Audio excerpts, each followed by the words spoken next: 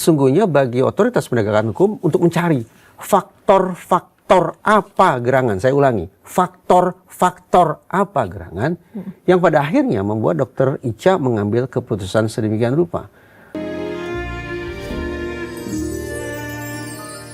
Kita mungkin runut dari kronologi kematian atau kronologi kasus Dr. Icha dulu ya. 13 Juni pasien datang, kemudian diduga diintimidasi oleh 3 anggota DPRD. Kemudian tanggal 15 Juni pasien sudah sembuh, kemudian Dr. Icha mulai mengalami perubahan sikap dan perilaku. Kemudian juga kami mendengar sempat dirawat juga Dr. Icha. 23 Juni Dr. Icha kembali ke Kupang, kemudian juga ada statement bahwa almarhumah ini tidak mau kembali bekerja karena takut dikatain dokter bodoh. Kemudian juga tanggal 26 Juni Dr. Icha akhirnya ditemukan tidak bernyawa akibat bunuh diri. Anda melihat apakah ada implikasi dari tanggal 13 Juni hingga tanggal 26 Juni itu? Apakah tindakan yang diduga diintimidasi 3 anggota DPRD ini memang menjadi trigger atau gimana, Dok?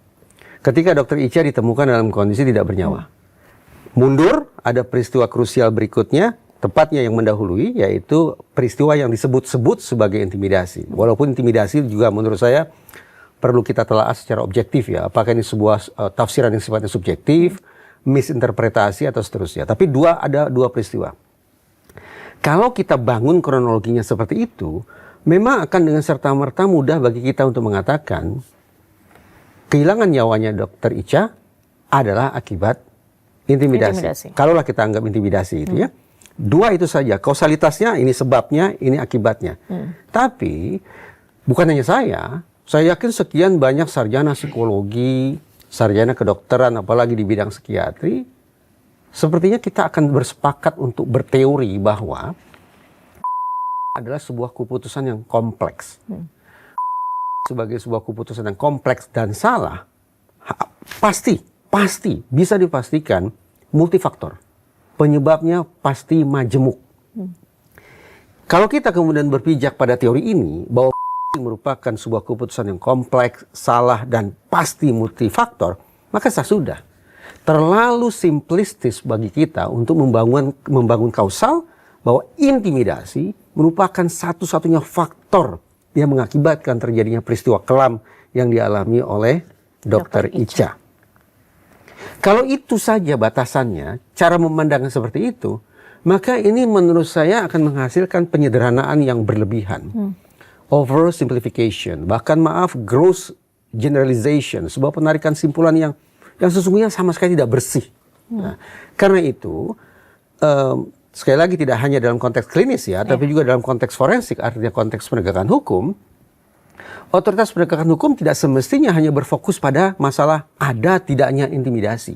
Kemudian turunannya siapa yang melakukan intimidasi. Tidak. Lebih krusial, lebih penting sesungguhnya bagi otoritas penegakan hukum untuk mencari faktor-faktor apa gerangan. Saya ulangi, faktor-faktor apa gerangan yang pada akhirnya membuat Dr. Icha mengambil keputusan sedemikian rupa. Sudah barang tentu kita bisa bayangkan mencari faktor yang majemuk ini kompleksnya luar biasa. Tetapi itu harus dilakukan ketimbang nantinya terselenggara sebuah proses penegakan yang sekali lagi oversimplistis yang bahkan terkesan sebagai hiperkriminalisasi, yaitu proses pelaksanaan mekanisme pidana yang berlebihan dikarenakan mungkin karena desakan publik, karena sempitnya waktu, karena keinginan untuk mendapatkan promosi, dan seterusnya dan seterusnya. Lantas faktor-faktor apa tuh, Pak Reza? Sayangnya banyak. Kita tidak cukup punya waktu, bahkan untuk 1 jam, 2 jam, kita butuh waktu ekstra. Coba dicek, adakah kemungkinan Dr. Icha punya problem yang berlangsung jauh sebelum peristiwa yang disebut sebagai intimidasi itu berlangsung?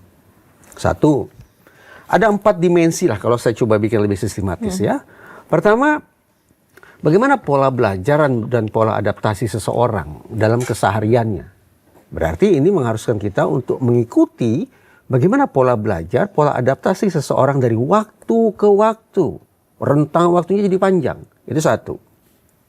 Yang kedua, bagaimana ya seseorang mengekspresikan agresivitasnya. Setiap orang punya agresivitas. Setiap orang punya dorongan untuk berperilaku agresif. Mbak Dian pun pasti punya. Cuma persoalannya, kenapa ada orang yang kemudian mengekspresikan agresivitasnya dengan cara menyakiti dirinya sendiri atau bahkan menghabisi hidupnya sendiri? Ya. Dua. Yang ketiga, ini yang seketika. Pada momen yang disebut-sebut sebagai intimidasi itu berlangsung, kira-kira bagaimana ya proses berpikirnya Dr. Icha? Apakah proses berpikir itu wajar adanya? Atau juga dialami oleh dokter-dokter lain di unit gawat darurat ketika berhadapan dengan pasien dalam kondisi kritis? Karena pada akhirnya kita perlu menjawab, kalau dokter-dokter lainnya memang acap kali berhadapan dengan kegentingan sedemikian rupa di ruang gawat darurat, tapi kenapa hanya Dr. Icha? Ya. Maaf, bukan berarti maksud saya untuk memojokkan, tapi ini pertanyaan psikologis ya. Saya tidak sedang judgmental, tapi pertanyaan psikologis. Kenapa Dr. Icha yang mengambil keputusan itu? Padahal di rumah sakit perkiraan saya, di instalasi gawat darurat, berhadapan dengan pasien dalam kondisi kritis, lebih dari satu. Tapi kenapa kemudian Dr. Icha? Berarti pada momen ketika bertemunya Dr. Icha dengan pasien atau keluarga pasien, apa yang sesungguhnya berlangsung dalam proses berpikir Dr. Icha? Itu jamak atau ada kekhasan di situ? Dan yang keempat adalah kondisi-kondisi mental lainnya yang barangkali juga perlu kita cari tahu tentang Dr. Icha. Misalnya, apa kiranya obat-obatan yang dikonsumsi oleh Dr. Icha? Adakah persoalan-persoalan psikologis lainnya, masalah-masalah psikologis lainnya yang juga diidap oleh Dr. Icha selama sekian waktu lamanya? Itu juga perlu dicari tahu. Nah, dari 4 poin yang saya sampaikan ini, mudah-mudahan semakin kita bisa insafi bahwa untuk memahami terjadinya peristiwa yang menyedihkan yang dialami oleh Dr. Icha ini bukan persoalan yang remeh dan tidak bisa kita sederhanakan dengan membawa ke ranah hukum lalu mengatakan yang menyebabkan Dr. Icha memutuskan nasib sedemikian rupa adalah peristiwa intimidasi. Titik. Bagi saya harus saya katakan itu penyederhanaan yang berlebihan.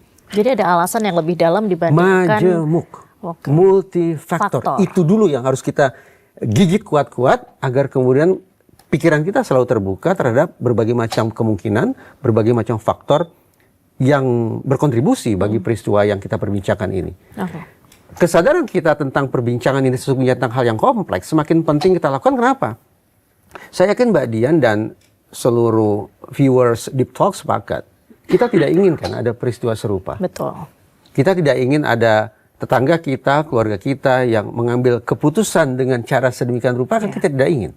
Nah, kalau kita ingin mencegah itu agar tidak berulang, agar tidak mewabah, karena sayangnya ada wabah itu ternyata ada istilahnya. Kalau kita ingin menolak adanya wabah, maka kita harus berangkat dari pemahaman yang utuh, yang menyeluruh, paling tidak tentang peristiwa ini.